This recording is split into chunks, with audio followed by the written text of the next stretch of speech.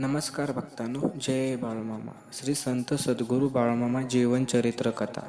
प्रथमतः सगळ्यांना जय बाळूमामा. बाळूमामाच्या नावानं चांग भलं. बाळूमामांच्या पुढे बोलण्याप्रमाणे वागावे लागे, नाहीतर अद्दल घडत असे.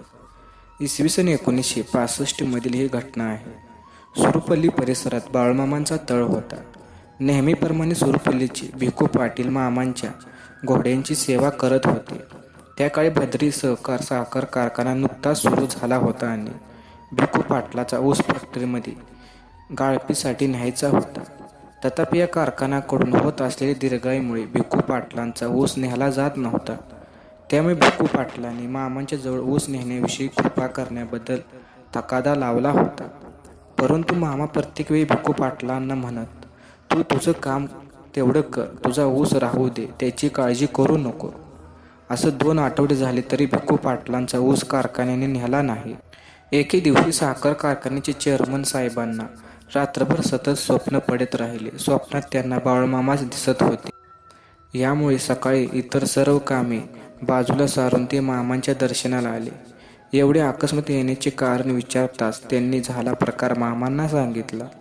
त्यानंतर मामांनी बकऱ्यांच्या दुधातील साखरेचा दाट चहा पितळ थाळीतून चेअरमन आणि भाविक मंडळींना पिण्यास दिला. चेअरमन साहेबांना चहा फार आवडलेला आहे हे ओळखून मामांनी त्यांना चहा पुन्हा देववला.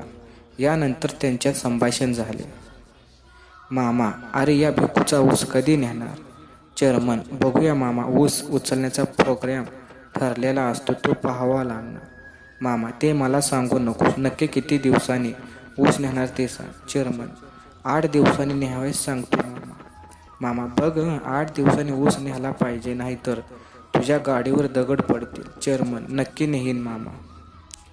या भेटीनंतर पुढे 8-10 दिवस झाले तरी कारखान्याने भिकूचा ऊस न्यायलाच नव्हता. कदाचित चेअरमन साहेबांना मामांच्या पुढे बोललेला विस्मरण झालेले होते.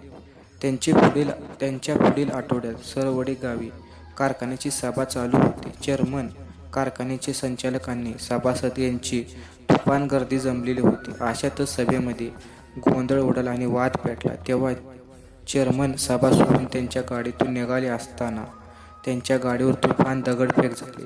त्या क्षणी चेअरमन साहेबांच्या डोक्यात एकदम प्रकाश पडला. मी मामांची आज्ञा मोडली म्हणून असं घडलं. मग तात्काळ त्यांनी काही ट्रक आणि ऊस तोडणीची टोळी सुरूपल्लीला पाठवून भिकू पाटलांच्या ऊसाची तोडणी एकाच दिवसात पूर्ण करून घेतली.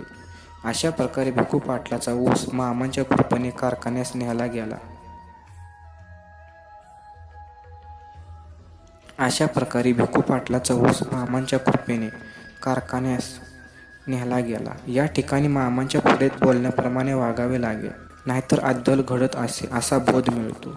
बोला बोला बाळूमामाच्या नावानं चांग भलं, मेंढी माऊलीच्या नावानं चांग भलं.